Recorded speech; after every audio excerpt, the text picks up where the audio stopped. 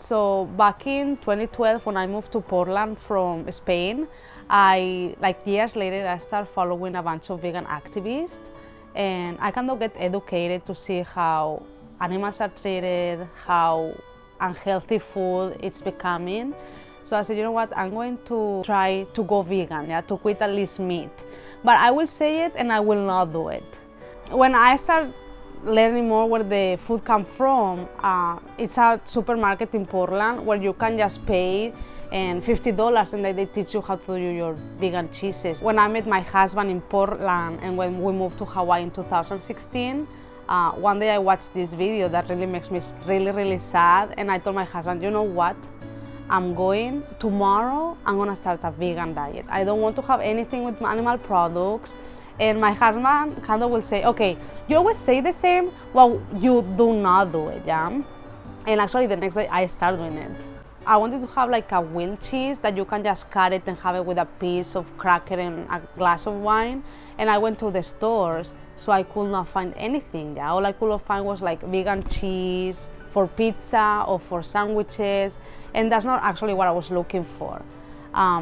So one day I was cooking a grilled cheese sandwich that I buy from the store, and the cheese melted really quick and get stuck on my skin. So I put on under the water and I clean it, but literally I have to scratch the cheese out of my skin because it will not come off. And I say, what I'm putting into my body, you know, to stack like glue, the cheese has to have something really bad. So my first cheese was the brie, and my husband said, you have to take this, you have to sell this. But I love to cook, and when I have people over, I will always put like a cheese board, and I see that people actually like it. So I think to have something that is healthy and actually vegan and reminds you of the cheese, the regular cheese, I think that it's really good. So I started just mixing the rosemary with basil, I put dill on it, then I make the taro brie. So I just will read about it, I will look information on internet, the basic things like cashews and almond milk. And because the process is actually like a regular cheese. The only thing is that you just change the milk, you know, you add lemon just like regular cheese. And then I kind of put in practice the class that I took back in Portland. And then I say, you know what, I'm gonna use ingredients that reminds me of cheese, and that mix I tasted. I do a lot of practices, and that was how I actually learned, yeah. Like for example, I'm trying to do the blue cheese because that was my actually favorite cheese. And it's been like over a year trying the blue cheese and it will not come out. It's not coming out, and I really want, like I will have the flavor, the stinky flavor thing, but I will not have the color, or I will have the color but I will not have the stinky cheese, you know.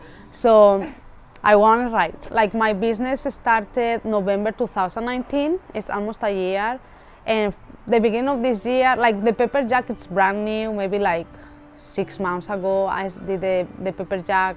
The smoked gouda, it's one of the second one that I have. So yeah, the taro brie was the first one, and then after that, like later, I started doing the other ones. So I put cashews.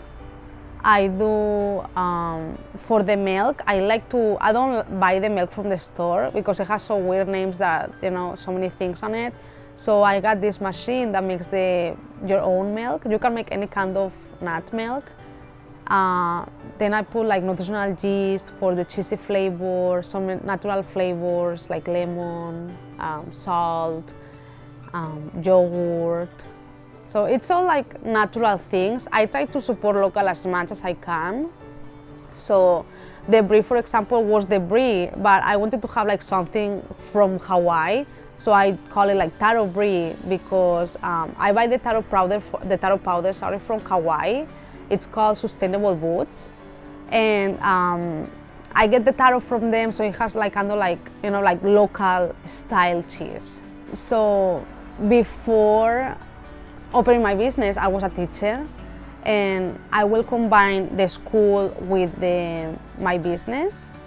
But at one point, I was doing full-time teaching, so at one point it was too much. I have so many clients out of Instagram that I will have to go do my full-time job and then go to the kitchen and make cheeses. And one day my husband said, you know what, just quit your job, just dedicate your time to cheeses and just grow it from there. So that's basically, thanks to my husband, I kind of have more time for myself and to grow the business, which I really appreciate that. And you can find my cheeses at Divine in Kailua. It's a wine bar. Every Saturday from 8 to 12, you can find us at Kakako Farmers Market. And every Sunday, you can find us at Lokahi Kailua Market from 9 to 12. The day one is being called Green Terra. Terra means earth in Catalan. So I wanted to have something that reminds me, something from my roots, yeah. So I choose like one Catalan name and the other one English name. So if you translate that to English, it's called just Green Earth.